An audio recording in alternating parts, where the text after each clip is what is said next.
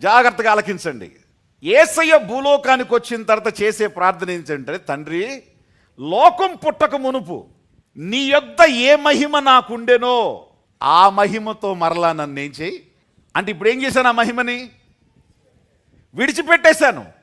ఇప్పుడు ఆ మహిమను వదిలేసి ఈరోజు ఒక నార్మల్ వ్యక్తి కంటే ఘోరమైన వ్యక్తిగా ఈరోజు నేనున్నాను. Now I'm coming back.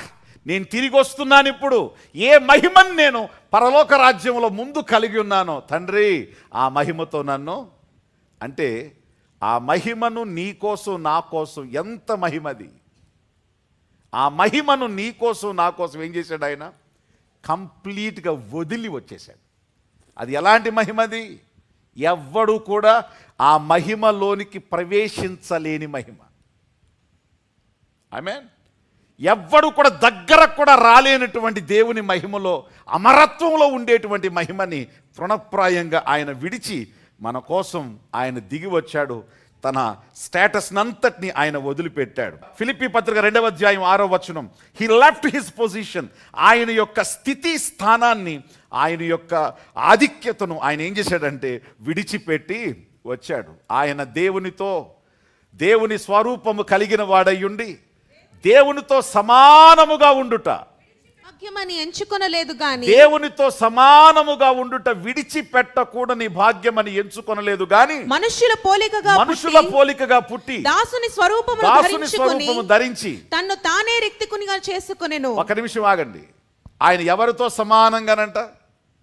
Bible చెప్తుంది, తండ్రితో సమానునిగా ఉండుట విడిచిపెట్టకూడని భాగ్యమని ఎంచుకోలేదు. తండ్రితో సమానంగా ఉంటే ఎవరిని వదిలిపెడతాడు? అసలు ఎవరిని వదిలిపెడతారా? మనకు అనుగ్రహించబడినటువంటి హై పొజిషన్స్, హై స్టేటసెస్ మనం ఏం చేస్తాం? వదులుతాం. అసలు ఎట్టి పరిస్థితుల్లో వదలం. దీనికంటే పొజిషన్ ఇంకేదైనా ఉందా? తృణప్రాయంగా వదిలేసి వచ్చేసాడు మీకోసం.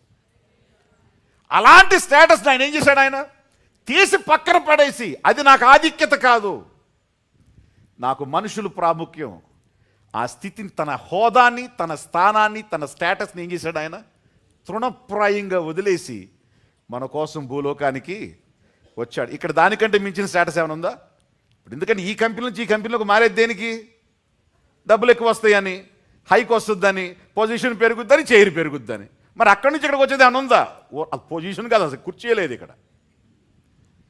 అసలు కుర్చీ లేదు ఇక్కడ. అక్కడ స్తోత్రాలు, ఇక్కడ మాటలు. అక్కడేమో దేవుని మహిమ, ఇక్కడేమో కంపు.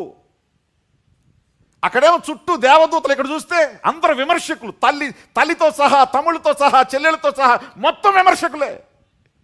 బట్ స్టిల్ అన్నీ తెలిసి ఆయన భూలోకానికి, ఆయన స్టేటస్ని, he left his position and his status.